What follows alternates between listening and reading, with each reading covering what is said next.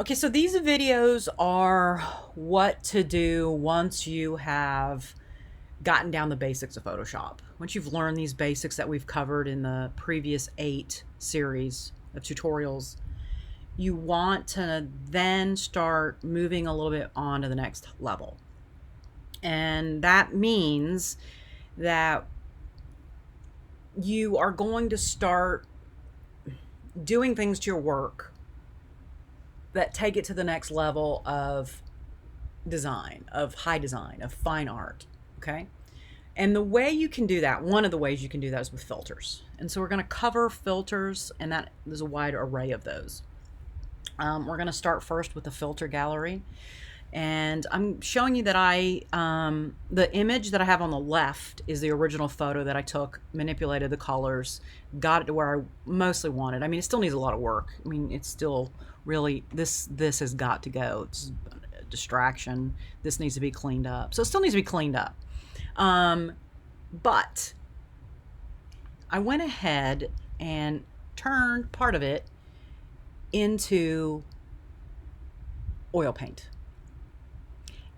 And you see how cool that is. And I actually like this better with this filter. And look at this flower right here. It's kind of a mess. And this really made it beautiful and cleaned it up. So that filter actually took it to the next level. It also created this great texture in my negative space.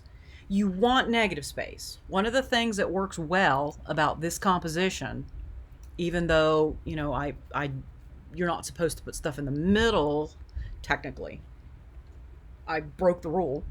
But I broke the rule, and I did it by making sure that I had enough negative space so that my positive space, which is everything, that high saturated color, that just a lot, right? There's a lot going on in the middle. But you can get away with that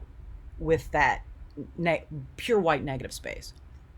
So this one created a really beautiful texture. It's still negative space, but it's now not just empty leftover page the way it kind of was a little bit before. I mean, I intentionally overexposed it, but it creates this nice texture. And the flowers now, it's just these beautiful painting. It looks more three-dimensional. There's more contrast. I like this better than this. And, you know, this one's good. Still needs work. But this, I didn't even have to do the extra work. I just added this, and it kind of cleaned it up for me. And it just made it really beautiful. Okay, so let's go into the filter gallery. Filter gallery. Okay, so just be aware that when you go into this, whatever these two colors are in your toolbar down here, your foreground, background color, are going to be used in some of these filters. And I've got this, actually I want to, whoops, it's not going to let me touch it now that I'm in. But you may want to clean or change what you use here, or reset it to the default colors. Okay, so the first one, when it comes up, is artistic. And down here in the bottom, you can control, you can zoom out. It lets you zoom in and zoom out so you can see the whole image that you're working with. Actually, let me zoom all the way out. It's only 50%. Okay. All right, so it went to fresco, but I'm going to click on the first one up there, which is colored pencil. And here you're going to see it's pulling the black and the pink. Let's kind of turn that pink into a dark color because it has to do with the paper brightness over here. Let's see if it makes it pink. Yeah, okay. So those are the colors, right? The black and the pink were in my toolbar. And so what this does is allow you to apply a filter after you're done with your composition, right? You're done and you want to do something to unify the style. I mean, this is really going to let you do that. This is going to allow you to bring in unity. It should never be your focal point. And that's why you got to be really careful with this plastic wrap. It ends up becoming the focal point. Okay, it didn't there, but I've seen people do it, and all you notice is this shiny plastic wrap, and you lose the work. So these should only be after the fact, and they should enhance your work. They should take your work to the next level.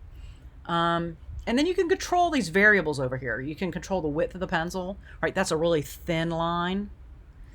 And then this is a really thick line. Okay, how do I decide? Principles and elements of design. I'm now at the point in my career, because I've been at this a long time, that I have my own style. And you will get there. In the beginning, you study art history and design, other designers, and you look at other people's work to understand principles and elements of design. And that's why you had to do the principles and elements chart for every assignment. I wanted you guys to understand that this is how you do it. You're starting with a predefined style because it's very hard to create a style. So these styles are already established. They're part of history. People have used them repeatedly. They're modern history, I should say. So we looked at all the styles that are the predominant styles that are in modern art history. And they're ones that are still used today. They are defined. Okay. So you're learning how to do this by using what's there. The next level, once you guys start getting a little further on, most of you are probably only in your second semester. Once you start getting, into the other classes, graphic design, video, animation, film, you're going to start photography. I don't want to forget photography. You're going to start wanting to do more than just the rules. I mean, let's face it, we're all rule breakers. That's why we're artists.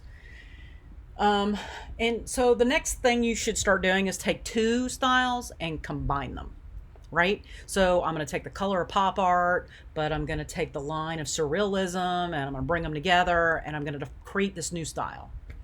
Eventually you will figure out your style. And I'm now at a place where I know my style. And my style would be to use these thicker lines on this. Actually, I kind of like a little bit closer to the middle there. That fits with my style. I can look at that and know. And you don't just randomly pull things out. It becomes something that evolves over your early career as you begin to figure out what you are and who you are. And everybody wants to define their style early on. But I remember being a student and wanting my own style, because I want to be different and I didn't want to copy other people, but you have got to learn the rules before you can break them. And it's just how it is. Everybody started there. I can show you any famous artist that you want to know. I can show you their early work where they were learning how to do these things and they followed the rules. They learned how to draw by hand. They learned the principles and elements of design and context. They followed styles. And then as they got older and moved on, then they began to develop their own style. And then that's what set them apart. Okay, so, and these are, well, I was on colored pencil, wasn't I? Okay, and then stroke pressure is how much pressure you're putting on the pencil. I kind of like all these in the middle. I definitely don't like that color with this, but that doesn't mean I have to use it. Oh, I like that better. I still don't like the color. I would go change the color of the paper, but it's kind of interesting. Okay, next one is cutout. These are all artistic filters. Ooh, I really like that. Okay, so number of levels. This is how detailed it is. The fewer levels, the more flat, almost like you cut out paper. If you've ever seen those designs and wondered how they did it, where it looks like they've cut out paper, this is it. It has issues. It has this really dark spot over here that's creating it keeps drawing my eye over there and I don't want it to. But you can clean all that up later. The more levels you have, the more detail. You can control the edge. Well, that's odd. It shouldn't have done that. Usually the more levels, the more detail. There we go. Just went haywire there for a minute. You can control the edge, how simple it is, and how solid it is. Dry brush. It's pretty nice. Kind of works with my style. It's just like when you take paint and then you wipe it off until the brush is dry and then you paint with that. It's meant to mimic that. It doesn't always. Film grain is meant to emulate grain on film. Creates noise. Most of the time we're trying to get rid of noise, but in this case it adds it. And it's not necessarily a bad thing. I mean, if that's part of the style or part of what you're going for, you can add grain to... Oh, that's actually really cool. Look at that. That's beautiful. Huh. I really like that. Okay. And I'm just going to tell you, go in and play around with these. That's the best way to learn what they do. I can sit here and tell you what they all do, but at the end of the day, the way you get really comfortable with them is just by going in and playing around with them. And I didn't even know it was going to do that. I mean, it wasn't like I came in here and said, hey, I know exactly what I want to do. And I've been using Photoshop since 1998. You just kind of play around with it and spend some time doing that. Neon glow. Let's pick a different color. Something that fits better with the paper color. It's interesting. You can control the size of the glow.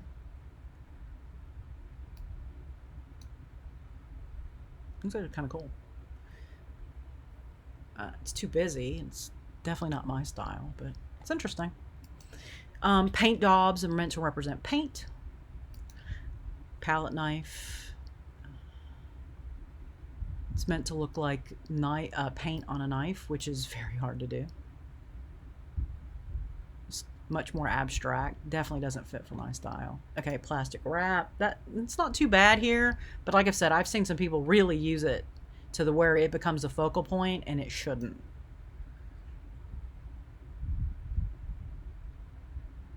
It's pretty cool. Poster edges. You can control the thickness of the edges and make that a little thicker. How much of a posterization do you want? Yeah, it kind of works. Rough pastels are meant to look like those chalky pastels. Smudge stick. It's just meant to look like you painted or drew them with these other media, and it almost never does. I mean, it just kind of somewhat looks like it. Underpainting is if you want to use this as a template and paint over it. Like if I came in here and got a brush and did a bunch of brush strokes over this and used this as an underpainting, that's what that's for. Watercolor. That's nice. And you've got several more. You've got brush strokes. You can distort. These are going to work with the colors that are in your toolbar. So it's using the pink and the black that I have in my toolbar. If I had different colors, it would do different colors. You could use white instead of black, and then the lines would be white instead of black. But then I would contrast that with a darker color, maybe. Stylize. I have never used that ever. I mean, it's just the colors are garish. It might work on something else, but and then you have some textures. Let's close this one up so you can see these textures.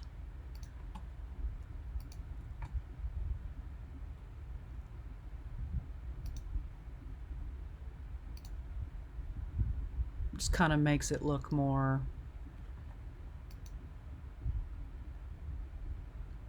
paint daubs. This is where I think I got the oil paint. It was under paint daubs. Control the brush to make it rough. No, I guess it's not. I don't even remember how I did the other one. That's another thing. You're going to do something, and if I would recommend you keeping a notebook and writing down recipes if you want to use them later. I'm really bad about not doing that. And so I'll do something, and then I'll never be able to duplicate it, which, you know, may not be a bad thing. So here's the thing. If you use these, make sure it's your final work and that you have saved it as a copy. Don't apply this to your final Photoshop file. Make copies and apply them to copies. And in fact, that's what I did. And that's why you were able to see my copies, because that is what I did. Okay, we will continue in the next video because I'm almost out of time here.